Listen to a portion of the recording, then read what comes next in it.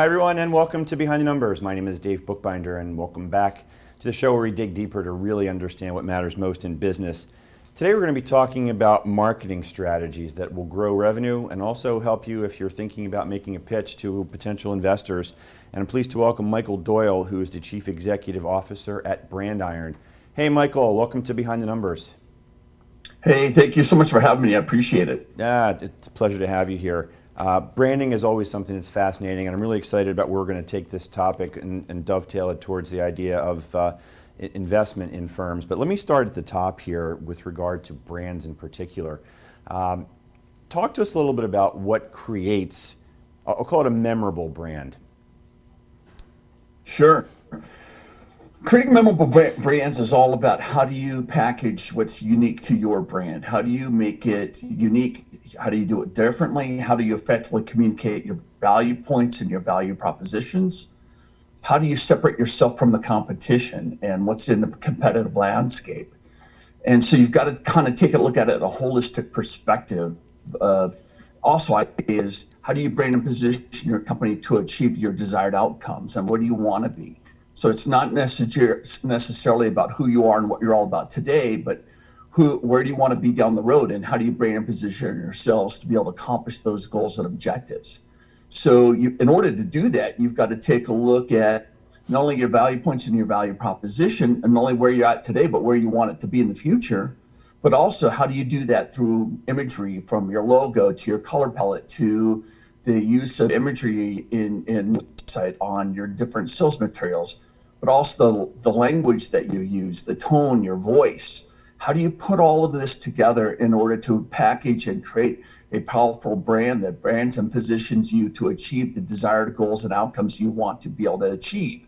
And you've got to be able to stand out from the crowd and make sure you look and feel and sound different than everybody else out there. And people can resonate with it. You can engage with them emotionally, mentally, and compel them to not only notice you, but engage with them and compel them to take action with you and what you're trying to get accomplished. Yeah, and you routed off a long list there of different components. Are those the pieces that you refer to when you talk about holistically building your brand? Yeah, when I say about that, what I mean is not only how do you build your brand from like the imagery. Most people think a logo, a brand's about a logo or a website, but it's not. It's so much more than that. It's about not only the look and feel, but the messaging. It's how do you use the language to communicate your brand values, but also it's also the experience that your employees give as well too to your customer. And so when I say holistically, it's not just about imagery, it's about the voice, the tone of the text, the content and everything, but it's also about how do you package and deliver those experiences. And that's what I mean by holistic. It encompasses all these different senses and touch points that prospects have with your company. Yeah, and we're going to get into some of those individual component parts as we have this conversation unfold. But you just mentioned something about the employee experience. And I always tell people that your employees are your brand ambassadors. Anybody that is representing your firm, whether they're answering the telephone in any fashion, greeting someone, or working directly with customers, it doesn't matter. They're all representing your brand. Talk a little bit about what companies can do better to create that user experience for the customer as it's provided by the employees. Yeah, the first thing you try to do is make sure that everybody understands what your brand values are. So you have them really well defined. You'll effectively communicate that, and so everybody understands what those are. They understand that, here's our value points, here's our differentiators, here's what we're trying to get accomplished from our value proposition in the marketplace. But then here's the things that we do, that we say in those experiences with the customers, be able to fulfill that brand and that brand promise.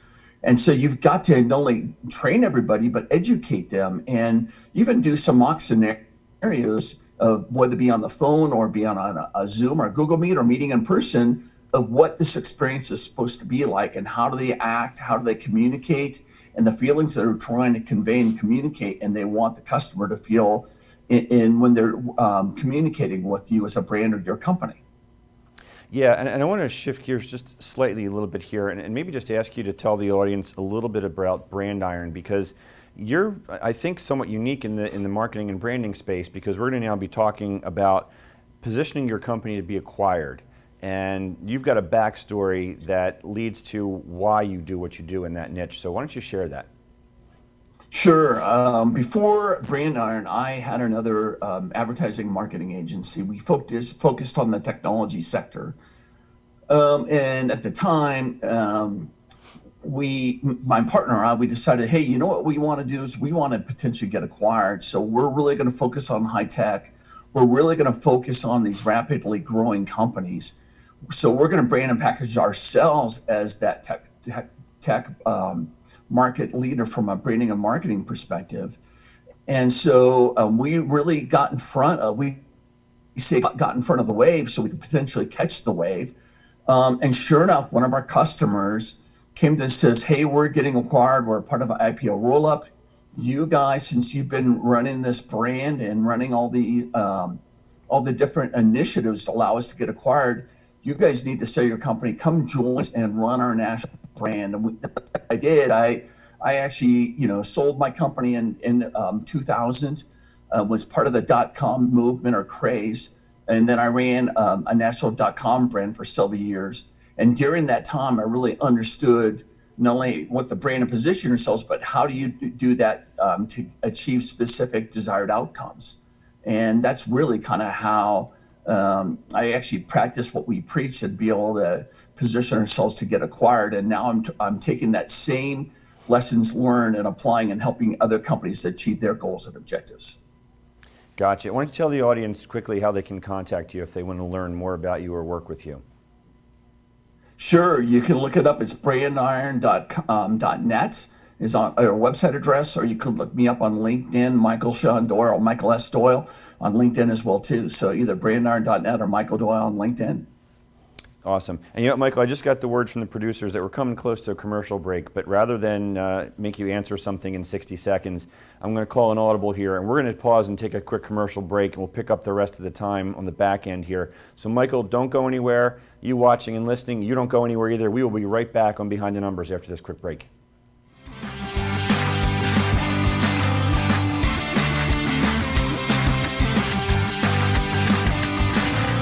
Hi, this is Chris Wilhelm with Gateway Mortgage, a division of Gateway First Bank. I'm the Northeast Regional Manager. We've been helping consumers for the last 35 years on all their mortgage needs. We are their trusted mortgage advisor. Please contact us for information on home equity loans, renovation loans, construction loans, and first-time home buyer products. We can be reached at area code 609-828-5503. And make it a great day. Hi, my name is Victoria Shaw, and I'm hosting a show on RVN television called Advocating for the Aging. It is about legislative, legal, and other resources for the aging and disabled community. Join us on RVN TV, and we'll see you there.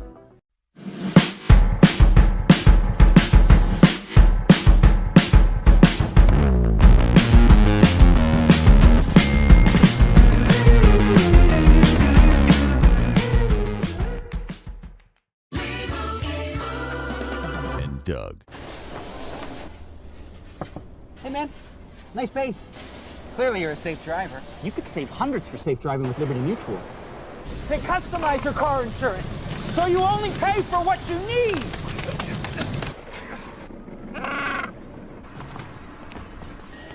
Woo!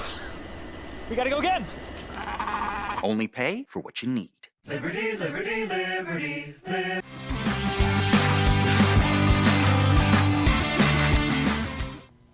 And welcome back to Behind the Numbers. I'm Dave Bookbinder, and today we're talking with Michael Doyle, who's the Chief Executive Officer at Brand Iron. And Michael, thanks for working with me there on taking that quick break. I didn't want to have to interrupt you because we're now getting into the juicy bits here, if you will. And I want to talk about the particular niche that you have in helping companies in positioning themselves for sale. So in what I do as a valuation professional and ex-investment banker from years ago, I've helped to build pitch decks. I've reviewed thousands of pitch decks. What makes a good deck?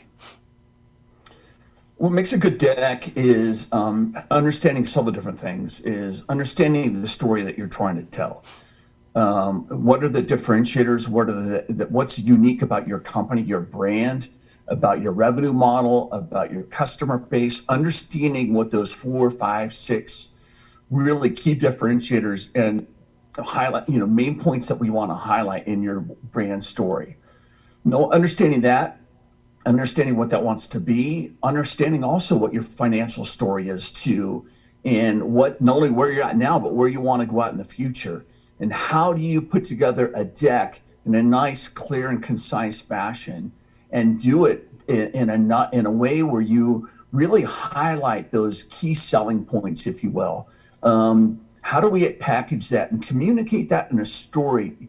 I tell people all the time, your deck has got to be like telling a story, like a children's book story. So, because remember, you only typically got about 45 minutes to an hour presentation or a conversation to get these potential investors or buyers to buy in or to understand what you're trying to tell the story about your company and why and how this makes sense. And so how do you package that story? How do you put together something at the very beginning to grab their attention, suck them in, get them to engage, and get them excited about what your company's story is or what your brand story is, and get them excited about your financial story. Get them excited about the team, where you're at now, where you're going in the future, and why you're going to be able to why you're going to add value, and why this is a great investment for them. And I think most people don't understand that it's not just about the facts and telling facts, but it's about telling a story that really, is really well thought out, is really engaging, and does a really good job of bringing in the excitement and the levels of interest of these buyers, and get them excited about what you're selling, your company and yourselves. Yeah, I think you hit it right on the head there, because most of the pitch decks that I've seen, they're not really designed to tell a brand story per se. Like you said, it lays out the facts, right? We've got the history and nature of the company. We've got historic financials. We can talk about the future. We can talk about the unique value proposition, total addressable market, all that good stuff, which is obviously things that buyers or investors want to see and hear about. But can you maybe offer something to our viewers and listeners as to what they can maybe think about to shape the brand story? Sure. Here's a really good example. I just saw a deck the other day from a venture capital firm. It was, in the high 50s, so it's like 58 slides or something like that. And it was page after page after page of facts. And I was like, oh my gosh, my head's going to explode, because there's so much content. There's so much data here, but there's absolutely zero story about who they are, what space they serve, what's different about them, what's unique about them, why and how this is, exciting and engaging and compelling. So I think that you've got to understand, and this is what most owners don't understand, is they're so close to their own company. Sometimes they have to take a step back and understand what are those 4, 5, 6 points that really are unique and really are better about who they are and what they're all about, and what makes them separates them from their competition, and really be able to identify what those value points are and the pillars of the story. And I like to say is you've got to understand, like a book, what's the book cover, what's the book title, and then what are those 4 or 5 chapters, if you will, of what separate you and make you different, and then how do we package those into a weaving of a story, so that at the end of our presentation, which is hopefully fairly quickly, that the people go, man, you've got a great story. You understand who you are, why you're better than the competition, why this makes sense. You understand the investment or the potential of this investment for us. And now that you've done a really good job of telling these stories with these pillars or those chapters of the story, we're bought in. We want to engage in a conversation. We want to find out more and find out how you could potentially be an important part of this investment and our holdings. So I think that what you've got to really understand is what are those value points or those chapters of the story, and how do you effectively communicate those and package them together or be a part of this bigger picture brand story and the financial story as well too. Yeah, and clearly you're helping your clients in developing that collateral component that resonates and makes these points. What's your experience though in terms of the entrepreneurs or business owners actually delivering that message and doing the actual storytelling? Is it something that's natural for them, or is it a little bit like pulling teeth? No, it's not natural. In fact, most of the time it is very unnatural. And so, here's what we all do as business owners. We all know how to do what we do, if you will. And some, a couple people within the organization may be able to know how to sell themselves. But talking about your business, talking about your company, your brand, talking about your financial story and package that and communicating that is something typically foreign for all people. And so what I've lived this, I breathe this. I had to have my own management presentation. I had to pitch my own company before. And so now what I do is I help these company owners practice their pitch, practice their presentations, work with all the different team members and the different chapters of those stories to be able to effectively communicate that and weave them all in together so they're a powerful, engaging presentation. And, it's crazy. Sometimes I have to do things totally outside of the box. Like, here's a really good story. I had to work with an engineering firm down in Texas, right? And they're truly engineers and they're numbers guys and process and systems guys. But they hated talking about themselves, hated telling their story. So I had to work with them for a long time to be able to get them to feel comfortable about who they are, what they're all about, how and why they're better than the competition. How do we work together in a seamless presentation? And how do we work together as a team to be able to put together this presentation that just sucks these people in and gets them excited about the opportunity? And so that's what I see all the time is these people are not typically used to talking about themselves, but how do you put that message together? How do you work with them to tell that story? How do you work with them and all the different team members to be able to come together and engage with it and make it a conversation about why this is such a great opportunity? And so working with those people and be able to get that accomplished, that's pretty damn exciting. And I take a lot of personal satisfaction to be able to help we bring these people together to tell a great, powerful, not only brand story, but a financial story that really sucks people in and gets them excited about the opportunity. Yeah, you mentioned differentiation again, and look, that's key in developing a brand and go-to-market strategy, unique selling proposition, whatever you want to call it.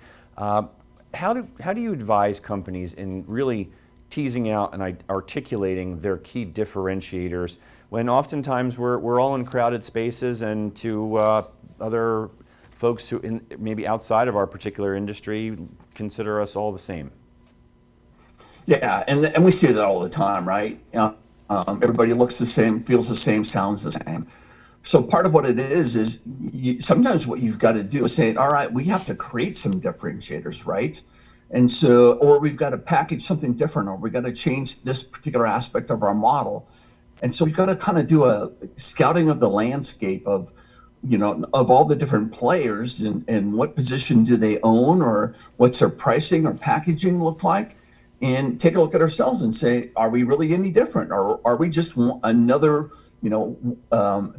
company in that landscape where there are no differentiators? And if that's the case, we've got to come up with those 3, 4, 5, 6 different differentiators. But I would say typically most companies already have a couple of them. They typically don't know how to effectively package and communicate what those are. But then also sometimes we also have to package or create some unique differentiators, and whether it be on our pricing model, on our service model, on our value promise, on bundling of services or products. Sometimes you've got to be creative and unique in order to be able to package those differentiators and think outside of the box of how do you really forge and package those 4, 5, 6 differentiators. So typically we see they have a couple of them already, but then you may have to work together with them to be able to come up with a couple more that really do differentiate them. Yeah, Michael, why don't you tell the audience again how they can connect with you if they want to learn more about you or if they want to work with you? Sure, it's Michael. It's brandiron.net or Michael Doyle on LinkedIn is how you find me. Awesome. And you're working with companies of all sizes, right? Yeah, we work with 3 different sizes. We work with what we call some startups, typically where they've got a little money, but they want to go out and raise some more capital. We also work with what we call SMBs, or small, medium-sized businesses, and they want to get to the next plateau. But then we also work with some very large, what I would call enterprise size firms, and we're branding positioning them to achieve new and different goals and objectives as well too. So it's those three different sizes of companies, and we work with companies all around the world. Yeah. And which dovetails to the next question. I was going to ask you about, does size matter in terms of how you deliver the pitch? But I'm going to reframe that and ask you, because it seems to me stage of development is really the story, because if you've got a company that's been around for some time, you can talk about history, you can talk about the future with a little more certainty because you've been there and done that. But what about at the early end of the life cycle, where you've got the early stage companies who don't have that to speak of? No, but what you have to do is you've got to develop a plan, right? You've got to develop, here's a good example. You've got to really develop a pro forma or financial forecasting, and you've got to be able to say that this is what we're going to do over the next year, 3 years, 5 years. And you've got to be able to not only predict, but, deliver with some certain level of comfort as well as confidence to these potential investors and buyers that you're going to be able to deliver on those. You've got to be able to put together an operational plan, a marketing and sales plan, a delivery plan of what you're going to be able to produce over the next several years. And so you've got to be able to have that well thought out. And it doesn't matter whether you're a startup, SMB, or small and medium-sized business, or an enterprise value.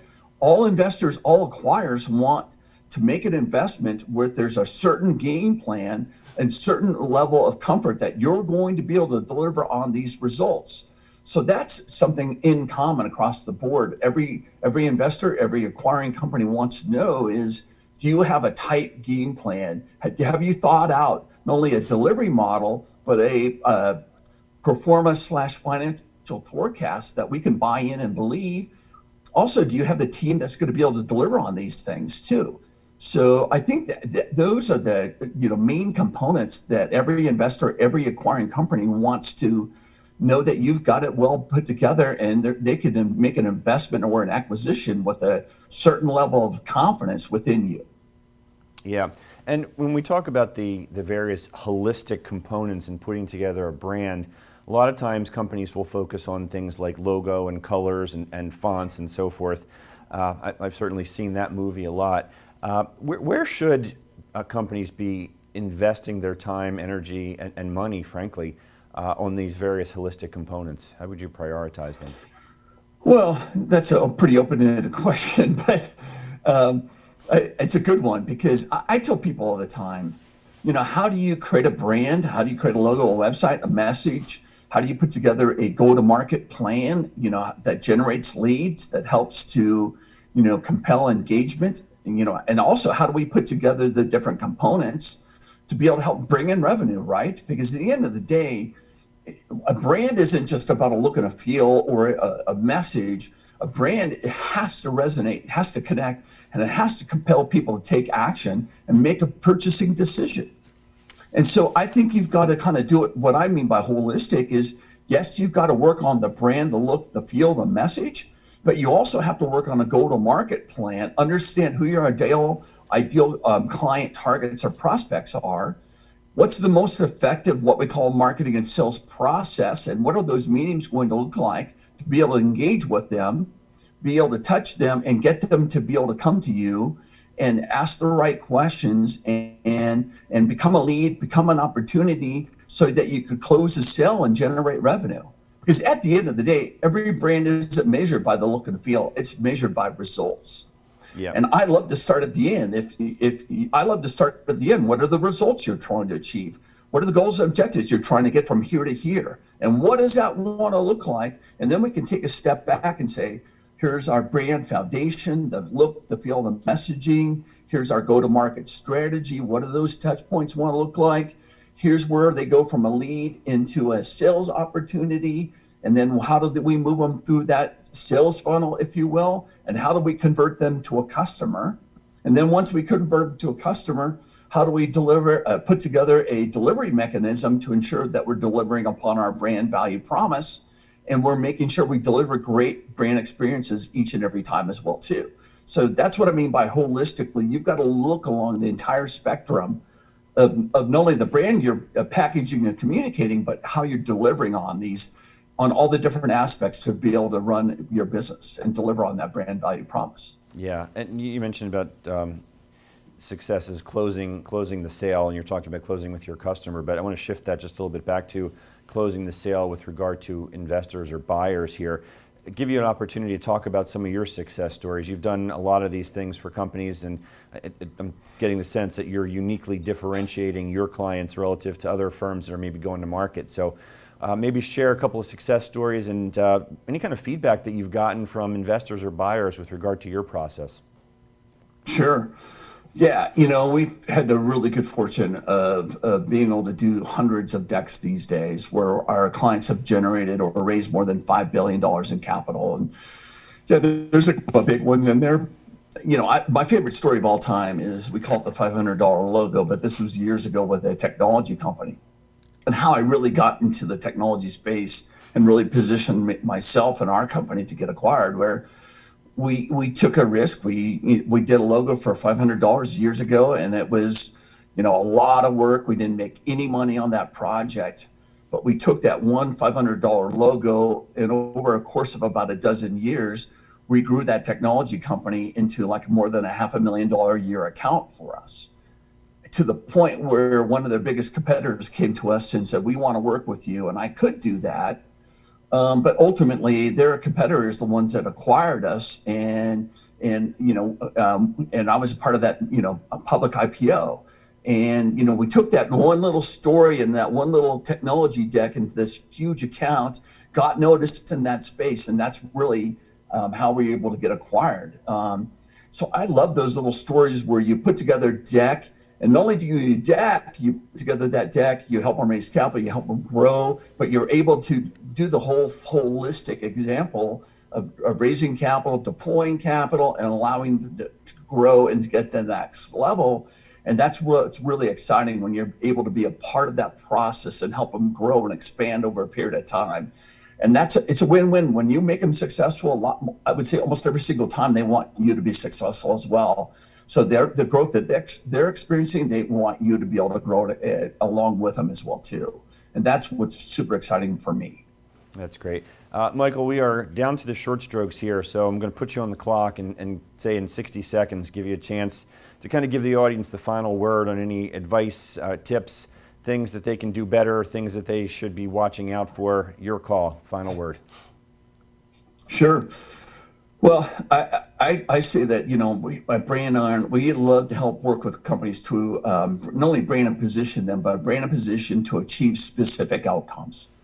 Whether that be branding and positioning to be different than anybody else in your space, branding and positioning yourselves to raise capital, brand and positioning and execute a strong, what we call go-to-market plan, to be able to put together that marketing and sales system, to be able to generate leads, close opportunities, and generate revenue and cash flow. For us, branding is all about results. So how do you brand and position a company and track or measure all the different things along the way to ensure that they're getting a good return on your investment? And that's what I love doing. And that's what I think is most rewarding, but also fosters great relationships where it's a win-win scenario for everybody involved. Gotcha. Thank you. And unfortunately, Michael, we are out of time, but I can't thank you enough for joining us today and sharing your insights with us on Behind the Numbers. Hey, thank you so much for having me. I really appreciate it. Pleasure. We've been talking with Michael Doyle, who's the Chief Executive Officer at Brand Iron. Definitely check them out. And thank you at home for watching and listening to Behind the Numbers. We can't do this program without you. Please hit the subscribe button. Stay in touch with all that we're up to. We typically drop a new episode of this program every week. Shout out to the folks in the production room here for helping the show run smoothly, as they always do. And again, I'm the one that my clients turn to when they want to know what their most important assets are worth. So if you are a business owner and want to know the value of your business, please hit me up on LinkedIn. I'm happy to have a conversation. That's all we have for today, folks. Thank you again. We'll see you next time on Behind the Numbers.